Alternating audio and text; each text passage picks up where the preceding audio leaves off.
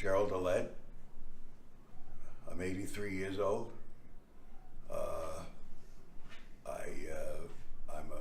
I used to be a semi-pro basketball player, semi-pro softball pitcher. I'm a tax consultant, an accountant.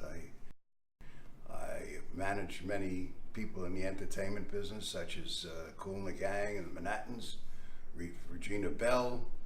I worked with Al Pacino, Alan Alda. I did films like Serpico, Dog Day Afternoon, Scarface. I guess I won't brag about myself too much.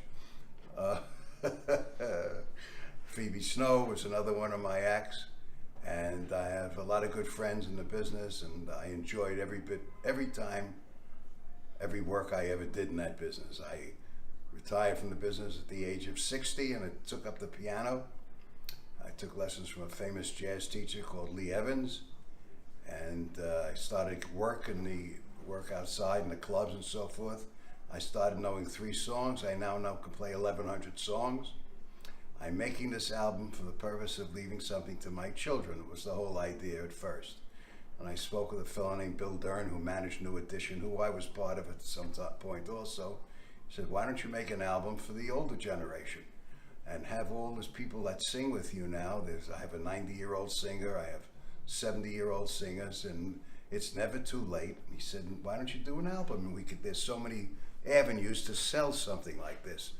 And he said, so I thought of a title and would call it Music That Has Not Lost Its Romance, because of today's music is a lot different than I know. Not that it's bad, it's just different. So we got together, and we got a lot of different people that want to play on it and sing on it. Gerald Olson from the Manhattans wants to, Eric Mercury from Roberta Flack, this fellow Vince Giordano is a major band leader, and I'm only giving you these names to just give you a history, not for any bragging rights or anything like that, but it's really nice that you know that things that I did in my life to try and help people, things come back to you when you really try and do your best in this world. And the world would be a lot better off if that was true. And that's it. And I met my friend Everard, who attempts to keep me in line, and he's going to put this thing together for me for the website and for the video, and we have a few producers on the album and so forth. And my wonderful lady Barbara is really helping with all this stuff, and it wasn't for her, this couldn't all have been done. I always had a desire for it. When I was 9 years old, my aunt was a piano teacher, and I took it for 2 years, but I was a street guy. I wanted to get back in the street and play my sports and play basketball and softball and sneak out to the pool room and stuff. That's the truth. And so I stopped, and then when I sort of semi-retired at the age of 60, I decided I was going to take up piano because I always loved it and always wanted. It's like I say to people that, sometimes you see a person who can paint, and he picks up a paintbrush and he paints, and you say, where'd that come from? And it's not something you can teach, it's something you feel. There's a lot of people that are mechanically terrific and really great, and just like in painting, but it's what it's saying. If it's saying something to you. And when I play, and I'm saying this, and this is nothing to do with ego, people feel what I'm feeling.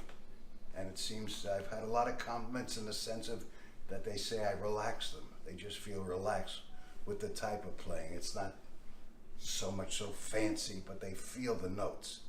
Some singers, what makes a great singer is you feel what they're singing.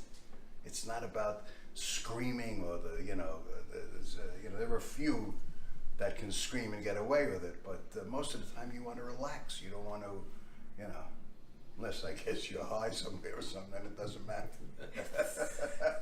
I always thought life never ends. People say life is short. I say you're dead a long time. It's not that life is short. And I just believe that it's never too late for anything. I mean, God forbid, illness or sickness or something like that. And I believe that, people don't change. I mean, this was always me. People become who they are. They don't change. You get someone who's all of a sudden got rich, and you say, geez, he really became a nasty person. He was always a nasty person. It's like I can't put anything political in this, right? No, right. Okay.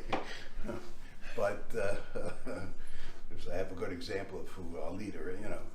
But but and I've always been a people person. I've always yes, I had to make money. I have 3 daughters and so forth and so on. But relationships were very important to me. I think that's the most important thing in life. And relationship with a mate, your mate has to be your friend just like you. Because when you're a kid, you think about it, who do you want to go out and play with? You don't want to stay with your parents, you want to go to your friends. So why not later in life be with a mate that's a friend?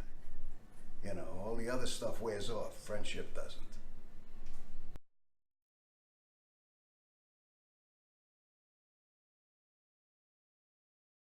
I would say the most important thing is to be kind. And we all have red blood. If you find someone with yellow blood, then they're different. That's my message. And I mean that. I'm not just saying that. He knows me.